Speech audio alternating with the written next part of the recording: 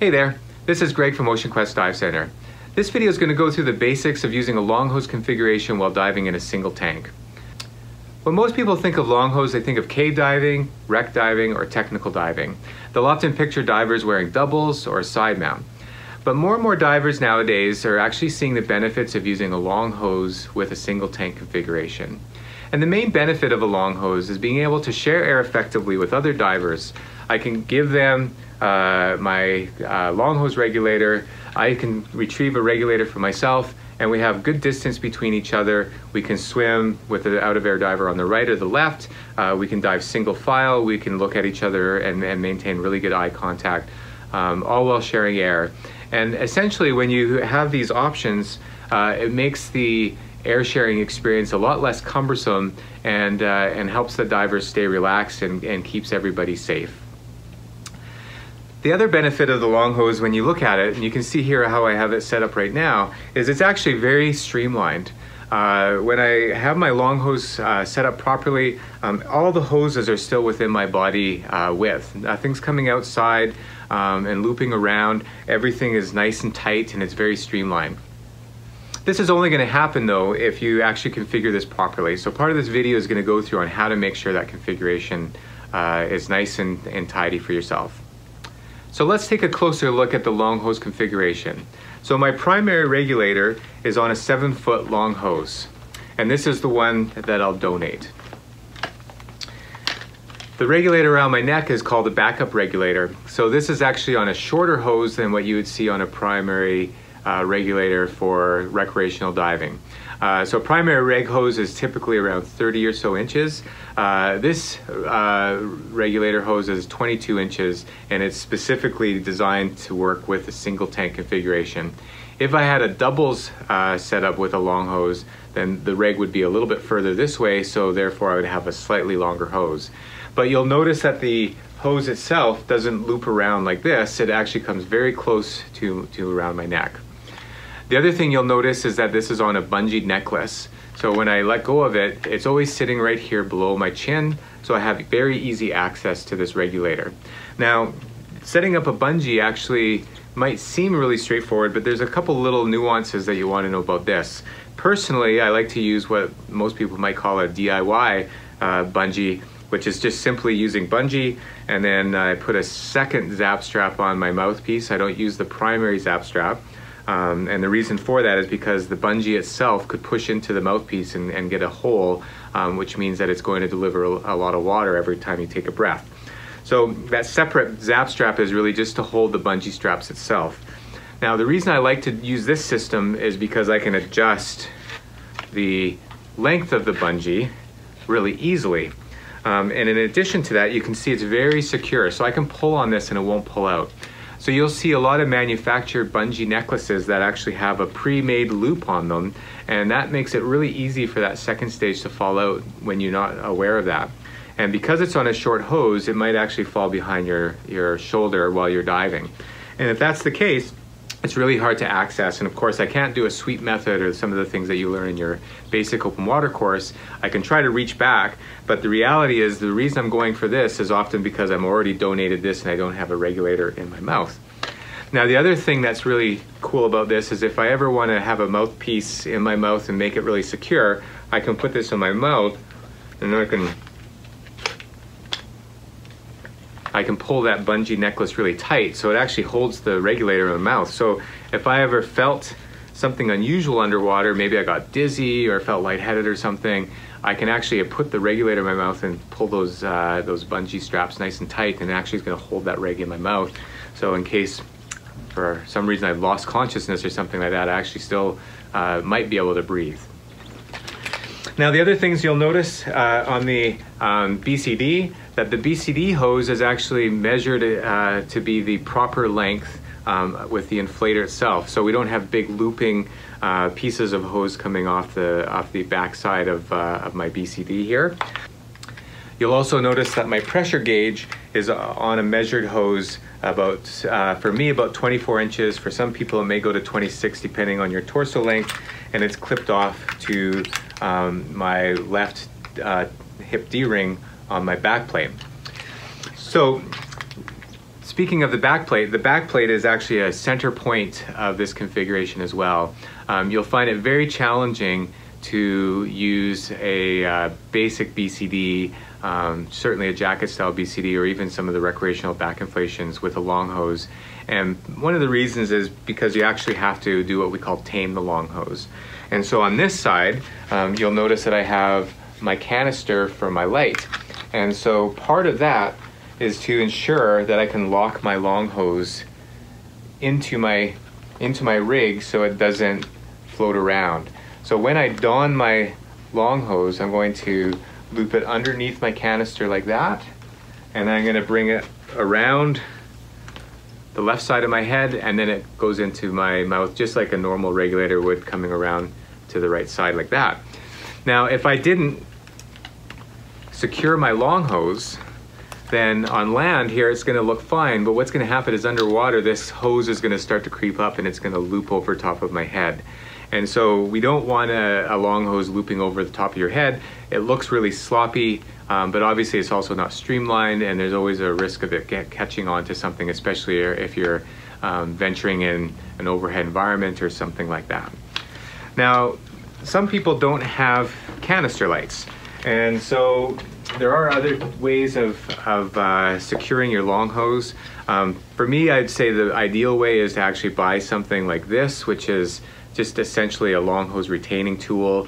It just slides on the webbing like this, and then basically will take the place of your canister on a canister light. Some people will use like a knife as well, and you can slide that onto this side. Personally, I'm not the biggest fan of that, and the main reason is because although it may work really well, it does take away from the use of a knife, and you might find that if you're securing your long hose that way, then you might be reluctant or maybe even not being able to access that knife as a knife. Now you will also find that some people will tuck this into their waist strap, and providing that it stays there, that's fine, but my experience does demonstrate that this often will pop out, and then of course you'll get the looping again. So if you can find a way to keep it there and keep it nice and secure, absolutely that works. But my experience is much more successful having it locked in using either a canister light or a retainer, or perhaps a knife if that's what you choose to do. Now, donning a long hose, we'll just work backwards a little bit here, is pretty straightforward, but there are some things that you need to be aware of. So the main thing is you actually have to make sure that you put the bungee necklace on first, and then the long hose on second. And so I can start like this, make sure it's like nice and clear, and then put that around. The main reason for that is I want to make sure that long hose is free and clear and not trapped underneath that bungee necklace. So if I put my long hose on first, and then my necklace on second, or my backup regulator on second, then you'll see that this is trapped underneath and I can't really donate it effectively. So although it might seem like a simple step, it's probably one of the most important steps that you think about when you're donning your long hose. Aside from that, everything else is pretty straightforward. So once I have my long hose all set up and I'm ready to go in the water, I'm gonna do a pre-dive checklist. And so this is a checklist that we teach all of our divers, and it really covers 4 or 5 basic points that are going to make it really safe for you to go and start your dive. So because in a long hose configuration, I might need to use both of these regulators, I want to make sure that they both work. So let's say I'm in chest deep water, if I'm doing a shore dive, or maybe you're on a boat and you can do a quick check in the water just as you jump in. But I'm gonna basically put my face in the water and I'm gonna breathe from my primary regulator. I'm gonna take 2 or 3 breaths. So that's working fine. And then I'm gonna take my backup regulator and I'm gonna take a couple breaths from that as well. So the whole time I'm doing this with my face in the water. And what I'm doing is I'm making sure that my regs breathe, which is obviously important, but I'm also making sure that they're not delivering water. So if I have a problem with my regulator where a mouthpiece has failed, or maybe I have an issue with one of the diaphragms on the inside of the regulator, there's a chance that I may get a lot of water in with each breath. And so I want to make sure that everything is working properly before I start my dive, so that way if I ever have to donate this regulator and I go to this one, I'm not surprised by a big breath of water rather than air. Now, the other thing that I'm doing when I'm checking my backup is I'm going to just simply give the hose a pull. We wear dry suits locally here, so I'm going to take the bungee necklace and I'm going to actually put it around and make sure it's outside of the hose.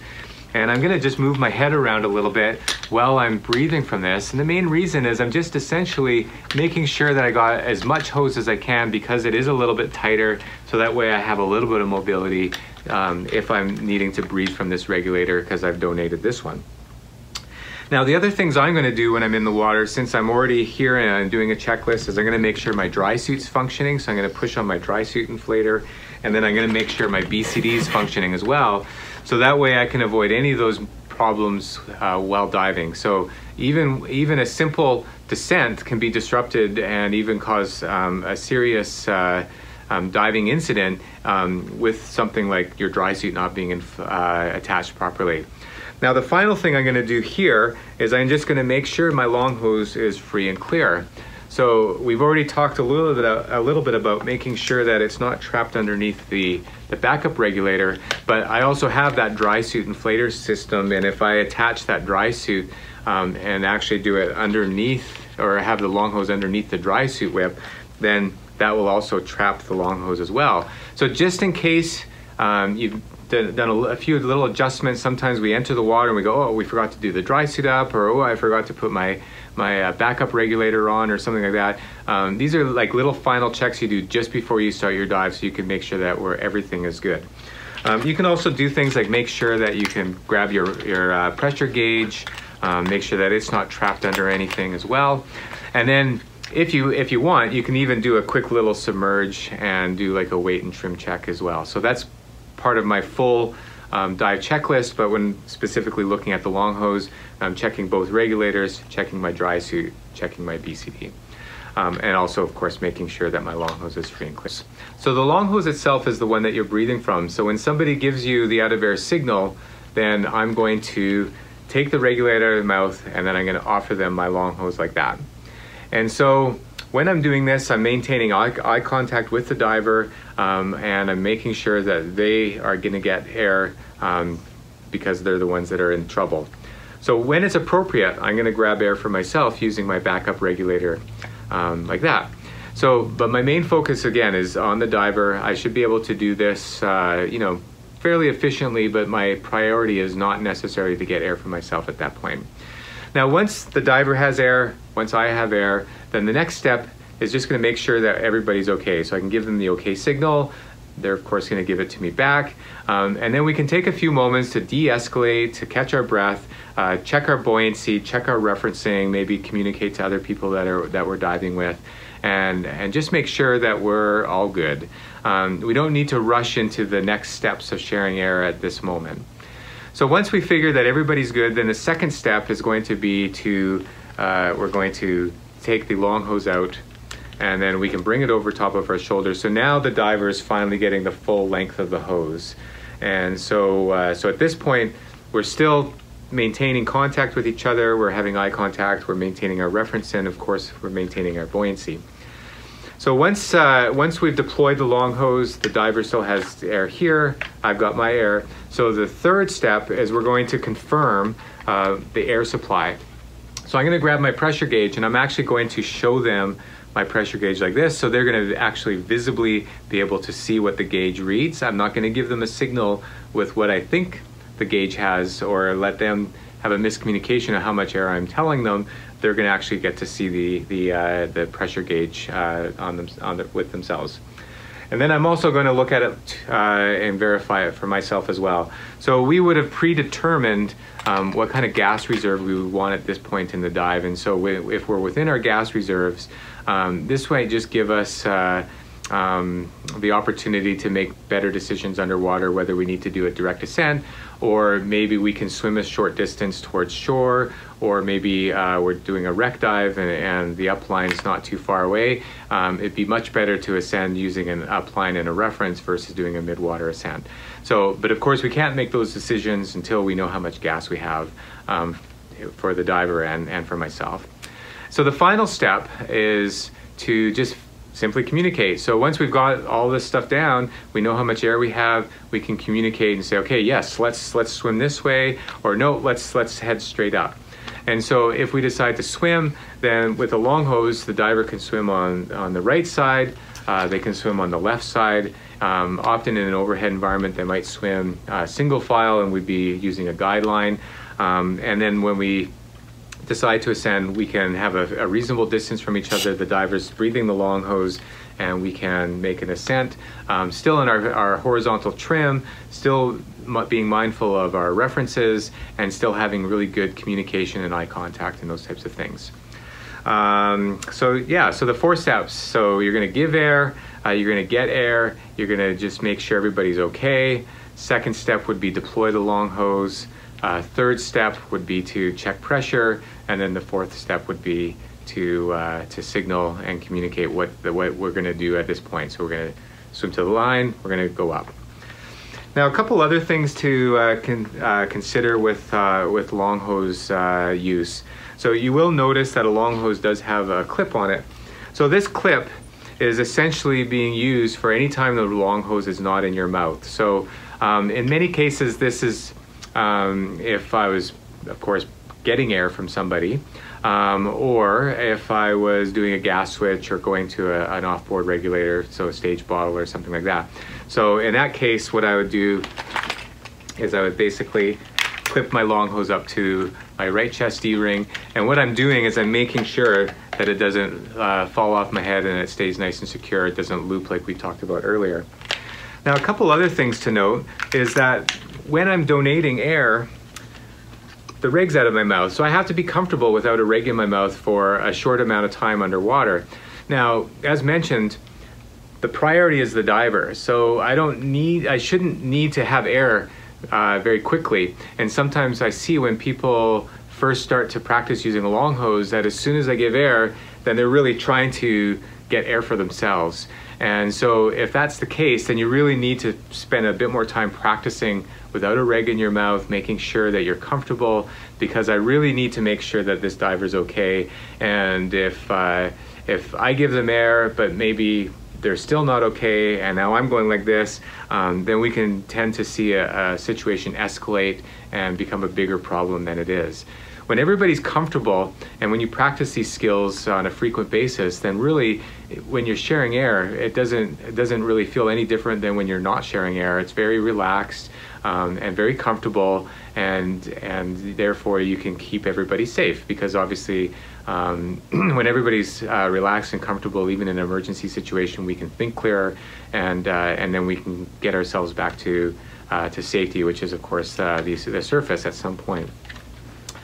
Now, the other thing to consider is that as soon as I take that regulator out of my mouth, I don't have a reg in my mouth, and so that also affects my buoyancy. So for open circuit divers, our main source of buoyancy is our lungs. So we use our dry suits, we use our BCDs that get us close to where we need to be for neutral, but it's really our lungs that give us that fine tuning that we're looking for. So if I give a regulator away and then I start exhaling, of course that's going to change my buoyancy and make me sink. Well, maybe while I'm sinking, the other diver has a big full breath of air and then they start to ascend. And so of course now what happens is we start to lose communication. We're fumbling with our buoyancy, and so that again can escalate the situation and make it worse. I can also give air and have a nice full breath of air in my lungs, and so then I'm going to start to float, and then maybe we both lose buoyancy and we end up doing an uncontrolled ascent. Again, not adding a measure of safety to the situation. So we need to really think about how are we going to control our buoyancy while we're sharing air, especially during that initial point, because our focus is going to be a little bit different and we're a bit task loaded and stressed versus just regular diving. So personally, what I like to do is I don't hold my breath, but I do manage the amount of air in my lungs. So when I give the air, if I have a little bit of extra air and I feel myself going up, well, then of course I'm going to let some air out of my lungs. But I'm going to do it in a measured way. So I might go like, and then hold it for a moment and see where I'm at. And then maybe I'll go again. If I'm starting to sink, then I know I don't have air to access, so I can adjust my buoyancy this way, or I might put a little bit more effort into getting that regulator in my mouth so I can take a nice full breath and kind of adjust my buoyancy again. So the other thing with a long hose is I need to be able to be very comfortable having somebody just simply grab that regulator out of my mouth. So ideally, people will give you a signal and then you can donate that reg.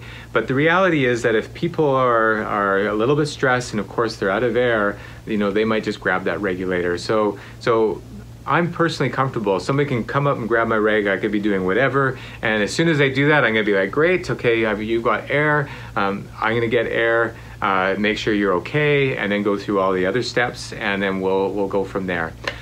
So making sure that you're comfortable with the fact that somebody can do that. And so when you're diving with people, if they've never seen a long hose configuration, then of course it's our obligation when we're diving something that's a little bit more unique to let people know, how does this work? So if I was diving with a group of divers and they've never seen the long hose configuration, say, okay, hey everybody, I'm diving a long hose configuration, so if you need to come to me for air, if you're in an out of air situation or low on air, then you can either signal me like this, and of course I'll be very responsive and give you air right away, or you can even just come and grab the regulator that's in my mouth and take it, and then I will just grab my backup regulator, and then we'll deal with the situation. But I like to do that before the dive starts so everybody's very comfortable, and I think that anytime you're diving with a configuration that's a little bit more unique, especially if you're in a recreational setting, then of course you should do that. So finally, you need to make sure that you're comfortable with the configuration. So that means practicing. So making sure that you're taking the regulator out, practice changing regulators, practicing with your buddy, and then going through all the steps on a regular basis.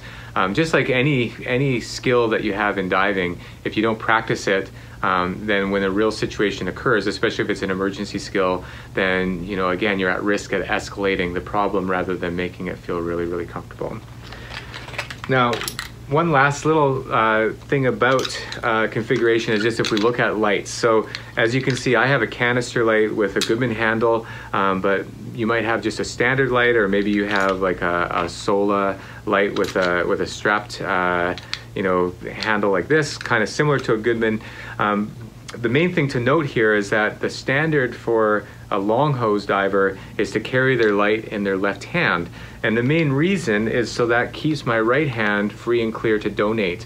If I put this regulator in my right hand, then if I donate, then there's a good chance that I might shine my light in the diver's eyes at the same time I give them air. And especially with a lot of these bright lights that we all use in modern times here, you're gonna definitely blind the diver and cause a bigger problem again. Now, that doesn't mean that I'm not allowed to move my light from my left hand, but this is just more or less where it stays. So if I do go to my right hand though, then what I'm gonna do is I'm gonna just hold on to the top of the light. I have what I call a thumb loop here, so I can hold on to it this way as well. So the only time that my hand is in the Goodman is when it's on the left hand, and then every other time I'm just holding on to it. So I can basically switch hands and go like this. If I'm practice, I can even put it right there, but you can see that I can very easily manage the light and the long hose at the same time. So I hope you find this video informative and useful. Definitely think that the long hose is a great way to go, but it does have a few considerations that you have to look at. I also am a very strong believer that you can't learn from a video like this, so we definitely want to be able to give people tips so it gets them on the right track. But the best way is to find a good instructor that's familiar with the long hose, that will get you in the water and help you practice some of these things, especially when you start taking regs out and working on the buoyancy and the awareness and all those types of things. Definitely is a good way to start is to have some supervision and some instruction. And then from there, of course, you can practice with your buddy and teammates and all those types of things. So thanks for watching, and we'll catch you on the next video. Bye.